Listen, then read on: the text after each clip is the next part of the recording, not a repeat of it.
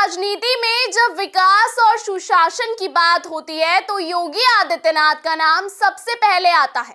लेकिन वहीं दूसरी ओर समाजवादी पार्टी के अध्यक्ष अखिलेश यादव जब भी सत्ता से बाहर होते हैं तो उनके पास जनता के बीच जाने के लिए सिर्फ और सिर्फ बेबुनियाद आरोपों का सहारा बचता है। जिनके कार्यकाल में प्रदेश गुंडागर्दी, भ्रष्टाचार और परिवारवाद का शिकार था, वही अखिलेश यादव आज एक ईमानदार और योगी नेता पर कैसे सवाल उठा सकते हैं? क्या ये राजनीति में वापसी की बेताबी है या फिर अपनी नाकामियों को छुपाने की एक और नाकाम कोशिश कर रहे हैं अखिलेश यादव? अखिलेश ने सीधा दावा ठोकते हुए बोला है कि बाहर निकाल कर फेंक दूंगा बीजेपी को सत्ता से। क्या उन्हें नहीं दिखता उत्तर प्रदेश की जनता ने उन्हें बाहर का रास्ता दिखाया था सत्ता से? इन सब सवालों के जवाब मिलेंगे आपको हमारी स्पेशल रिपोर्ट में। नमस्कार, स्वागत है आप सबका आयोन भारत पर। मैं हूं आपके साथ तनीषा भारद्वाज। समाजवादी पार्टी के अध्यक्ष अखिलेश यादव ने भारतीय जनता पार्टी की गीदड़ भभकी देते हुए कहा है कि हमारा लक्ष्य 2027 में होने वाले विधानसभा चुनाव को जीतकर पीडीए यानी कि पिछड़ा, दलित, अल्पसंख्यक की सरकार बनाना है। उन्होंने कहा, समाजवादी पार्टी की सरकार बनाने के लिए अभी से सभी बूथ स्तर तक संगठन की ओर मजबूत करना है। जनता भाजपा सरकार से त्रस्त है। जनता लोकतंत्र और संविधान विरोधी भाजपा सरकार को हटाने के लिए तैयार बैठी है। अखिलेश यादव ने आरोप लगाया है कि भाजपा की नीतियों से प्रदेशवासियों को तबाही के सिवा कुछ नहीं मिला। उन्होंने कहा कि भाजपा भ्रष्टाचार में पूरी तरह से डूब गई है। अखिलेश यादव ने कहा कि भाजपा में माफियाओं की भरमार है और वह जनता की नहीं सुनना चाहती। ये वो अखिलेश यादव बोल रहे हैं जिनकी सरकार में उत्तर प्रदेश माफिया प्रदेश बन गया था। गुंडागर्दी की मिसाल हुआ करता था अखिलेश यादव की पार्टी समाजवादी पार्टी। अखिलेश यादव ने मुख्यमंत्री योगी आदित्यनाथ को निशाना बनाते हुए बोला है, प्रदेश का दुर्भाग्य है कि यह सत्ता में विराजमान योगी जी योगी नहीं है, वह भ्रष्ट योगी है, वह ईमानदार भी नहीं है। उन्होंने कहा, बीजेपी सरकार में कानून व्यवस्था पूरी तरह ध्वस्त हो गई है, महंगाई चरम सीमा पर है, किसान, नौजवान, मजदूर, व्यापारी, शिक्षक, अधिवक्ता सभी परेशान हैं।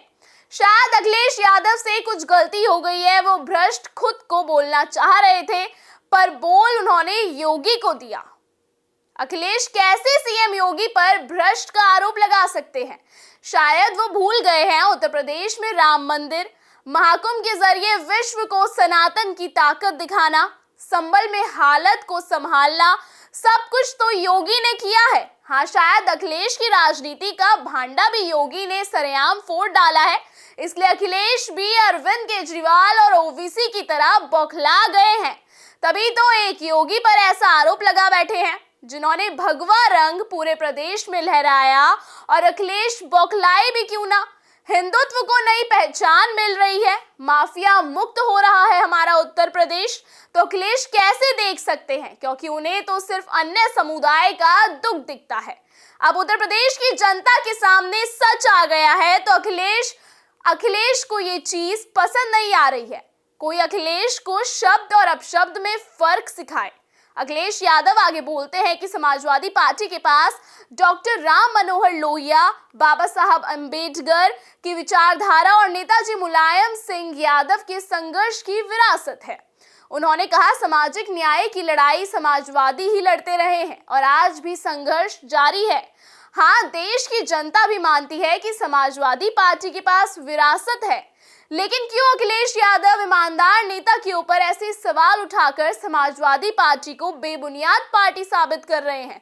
डॉक्टर भीमराव अंबेडकर की विचारधारा में ये भी था कि हर इंसान को सम्मान अधिकार देना, परिवारवाद की राजनीति नहीं खेलनी है।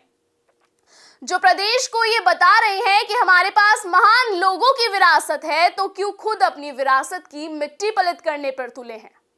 एक तरफ अखिलेश यादव का कहना है कि लोकतंत्र की बुनियादी आत्मा संविधान है और भाजपा संविधान को ही बदलना चाहती है। यूपी में योगी आदित्यनाथ के नेतृत्व में सरकार ने बीते 7 वर्षों में अपराधियों पर नकेल कसने से लेकर विकास के नए काम किए हैं।